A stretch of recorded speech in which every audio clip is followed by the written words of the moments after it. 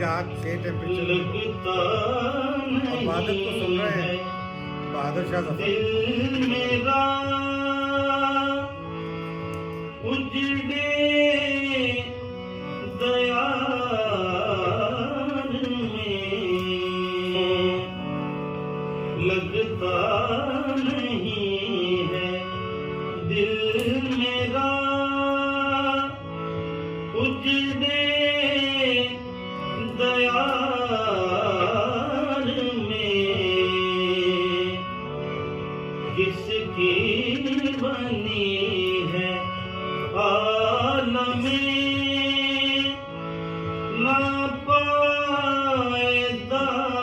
नापायदार में किसकी बनी है आलमे नापायदार में।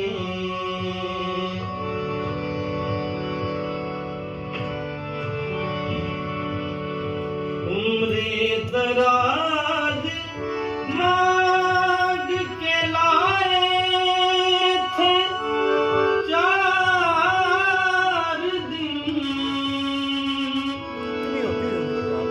उम्रे दराज मांग के लाए थे 4 दिन। 2 आरज़ू में कट गए 2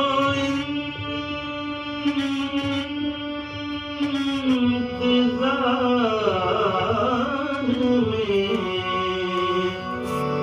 2 आरज़ू में कट गए 2 इंतज़ार में।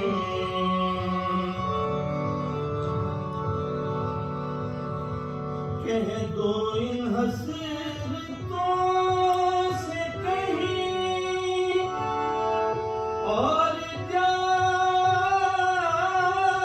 बस क्या बात है, क्या बात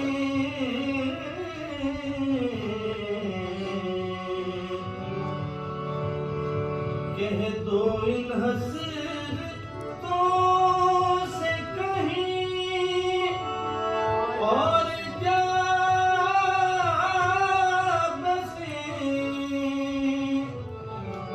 इतनी कहाँ इतनी जगह कहाँ है दिले दागदार में। इतनी जगह कहाँ है दिले दागदार में।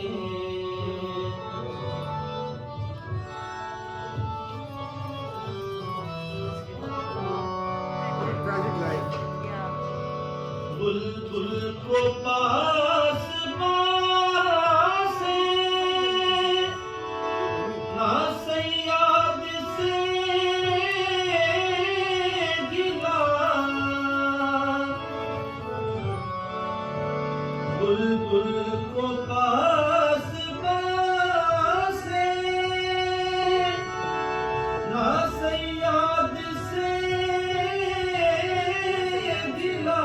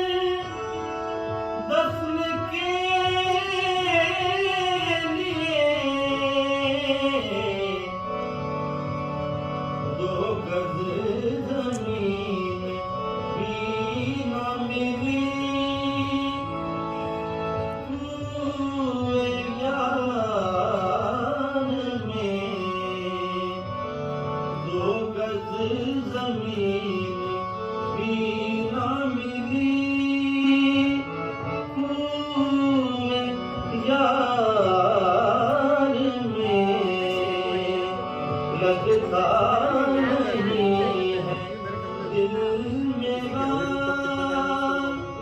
उजले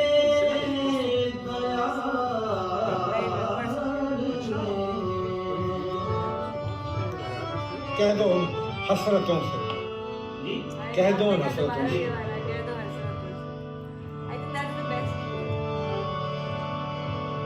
कह दो इन हसरतों से कहीं, कह दो इन हसरतों से कहीं और जा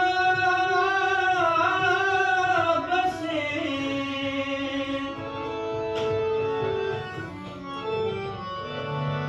कह दो इन हसरतों से कहीं और जा बसे। जितनी जगह कहाँ है दिल दागदार में, इतनी जगह कहाँ है दिल दागदार में। लगता नहीं है दिल मेरा उजड़े दयार में। किसकी किसकी बनी है आलमे नापायदार में।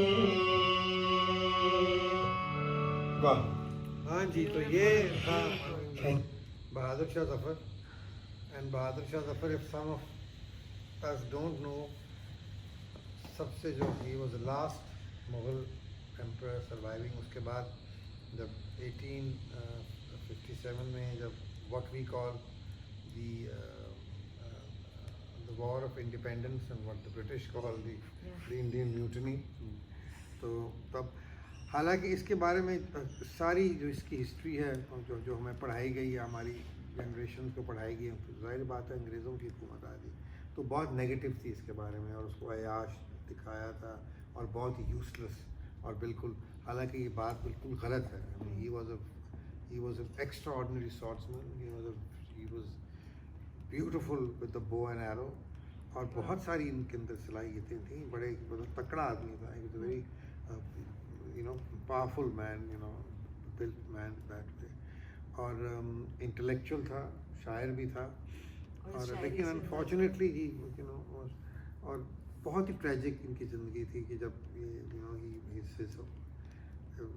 इसको जब अंग्रेज़ों ने जब कैद किया है, कैद करके फिर केस चलाया, फिर केस चला के उसको रंगून ले गए, बिकॉज ए फेयर्ड के अगर यहाँ रहेगा तो हो सकता है कि बगावत हो सकती है हो जाए, बिकॉज उस ज़माने में ये होता था कि कोई अगर फिगर हेड कोई होता था तो फिर ही लोग पीछे रैली करते थे। तो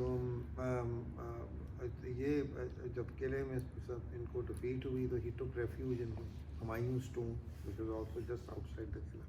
फिर यहाँ से उनको अरेस्ट किया, फिर उनको इनके दोनों जो जवान बेटे थे, नाश्ते के वक्त उनको कहा गया कि आपके लिए नाश्ता है, तो जब डिशें उठाई तो अंदर उसके बेटों के सर कलम किए हुए सर थे। तो ये भी जो गज़ल बेसिकली जो है, लगता नहीं है दिल मेरा उजड़े दयार में, तो ये उसी को से आप इसको एसोसिएट कर सकते हैं कि कितना है बदनसीब ज़फ़र दफ़न के लिए दो गज़ ज़मीन ना मिली हो यार, वो रंगून में ही उसको दफनाया गया। मेरा ख्याल है एक मूवमेंट होनी चाहिए कि उसकी जो रिमेन्स हैं उनको उठा के या फिर हिंदुस्तान में ले जाएं तो या पाकिस्तान में उसको कहीं ला के। एंड आई थिंक इस सब्जेक्ट पे कोई अब कोई मूवी बननी चाहिए, जैसे it can make a great movie अगर लाइक यू सेड कि हिस्ट्री में काफ़ी चीज़ें ट्विस्ट कर दी गई, बहुत ट्विस्ट को बहुत ज़्यादा मुसलमानों की हिस्ट्री को अंग्रेज़ों ने बहुत ट्विस्ट, बहुत तो ज़्यादा। उसका आई थिंक बेहतरीन तरीका ये है कि सिनेमा के थ्रू या ड्रामा के थ्रू होना चाहिए, वापस किया जा सकता है। और तो आई थिंक बहादुर शाह जफर के ऊपर बनी है फिल्में, इंडिया में भी बनी, पाकिस्तान में भी शायद कोई फिल्म इसी नैरेटिव के साथ के साथ आई थिंक हाँ बनी हुई है, जिसमें वो रफ़ी का वो जो गाना है, ना किसी की आंख का नूर हूँ ना किसी के दिल का चिराग हूँ, वो भी एक बहुत अच्छा सफ़र किया।